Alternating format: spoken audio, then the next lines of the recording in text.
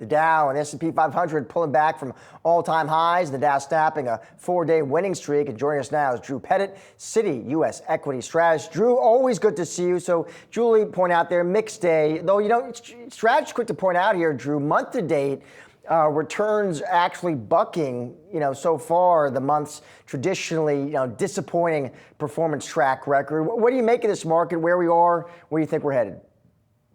Yeah, so look, the big change was the Fed. So I think the Fed, and honestly, heading into the Fed decision, interest rates across the curve coming down gave people a lot more confidence to look through some potential softness in the labor market, maybe a little bit of softness in earnings, macro data, even the housing data today, out the other side to say, hey, the Fed isn't going to be as far behind the curve. That's okay. I can start positioning for the recovery. And we've seen not just the secular stories work, but we've seen some of the cyclical stories start to work, at least since the mid-July, interim peak.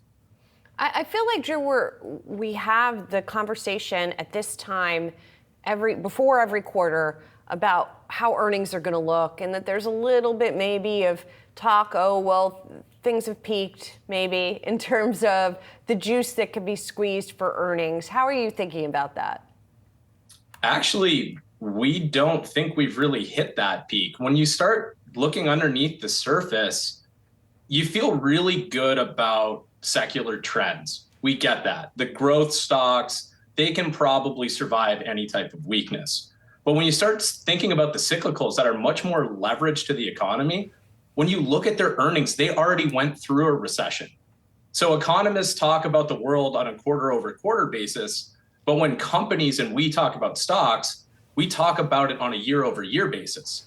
So we're still working off some easy compares, and we're actually improving off of those really low levels. So it's funny when we talk about the economy, but we talk about the market differently. We actually think we're on an upswing for some of the parts of the market that really haven't gotten much love over the past couple of years. And what about the parts that have gotten a lot of love, Drew? You were out with some recent research where you talked about tech stocks in particular. We've been talking today about this AI research out of Bain and how that sort of seemed to give a lift to some areas of the market.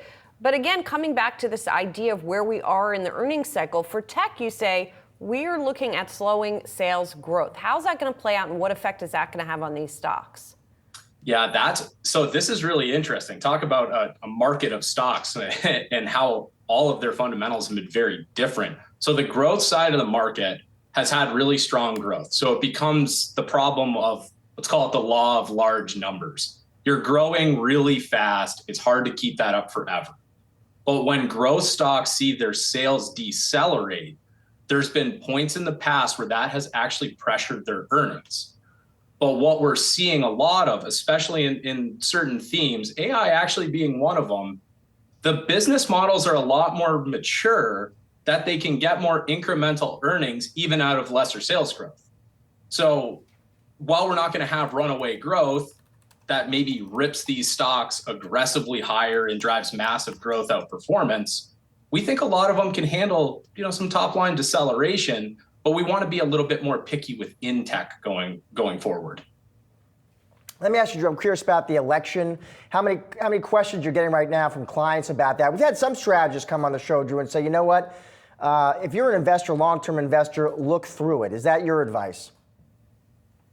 Yes, to some extent, but honestly, you got to be wary of tail risks. So, yeah, I would say in the past week with Fed news being a little bit more topical and front and center, we've had a few less election questions. But what we've been focused on a lot is what are the tail risks? Because while it might seem like I'm talking out of both sides of my mouth here, we actually think a sweep on either side is short-term equity negative. You offset some of the good growth in tax policies from either candidate with some other questionable policies on the economic front.